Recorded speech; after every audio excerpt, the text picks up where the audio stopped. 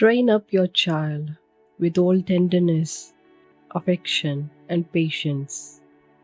I do not mean that you ought to spoil him, but I do mean that you should let him see that you love him.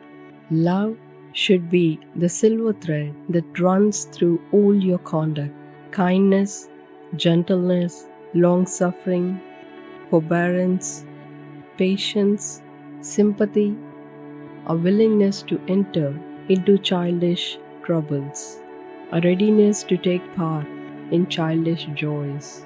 These are the chords by which a child may be led most easily. These are the clues you must follow if you would find the way to his heart. Few are to be found, even among grown-up people, who are not more easy to draw than to drive. There is that in all our minds which rises in arms against compulsion. We set up our backs and stiffen our necks at the very idea of forced obedience. We are like young horses in the hand of a breaker. Handle them kindly and make much of them, and by you may guide them with thread. Use them roughly and violently, and it will be many a month before you get the mastery of them at all. Now, children's minds are cast in much the same mold as our own. Sternness and severity of manner chill them and throw them back. It shuts up their hearts, and you will weary yourself to find the door. But let them only see that you have an affectionate feeling towards them, that you are really desirous to make them happy and do them good, that if you punish them, it is intended for their profit, and that, like the pelican, you would give your heart's blood to nourish their souls. Let them see this, I say, and they will soon be all yours. But they must be wooed with kindness, if their attention is ever to be won. And surely reason itself might teach us this lesson. Children are weak and tender creatures, and as such, they need patient and considerate treatment. We must handle them with care.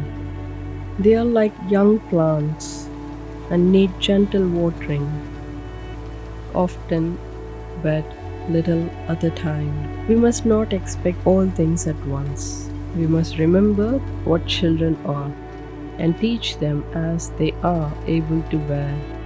Their minds are like a lump of metal, not to be forged and made useful at once, but only by a succession of little blows. Their understandings are like narrow vessels. We must pour in the wine of knowledge gradually, or much of it will be spilled out and lost. Line upon line, and precept upon precept, here a little and there a little, must be our rule. The whetstone does its work slowly, but frequent rubbing will bring the scythe to a fine edge. Truly, there is need of patience in training a child, but without it, nothing can be done. Nothing will compensate for the absence of this tenderness and love. A minister may speak the truth as it is in Jesus, clearly, forcibly, and answerably, but if he does not speak it with love, few souls will be won. Just so, you must set before your children their duty. Command, threaten, punish, reason. But if affection be lacking in your treatment, your labor will be all in vain. Love is one grand secret of successful training.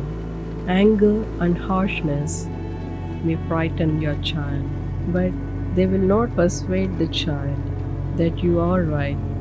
And if he sees you often out of temper, you will soon cease to have his respect. A father who speaks to his son, as Saul did to Jonathan, 1 Samuel chapter 20 verse 30.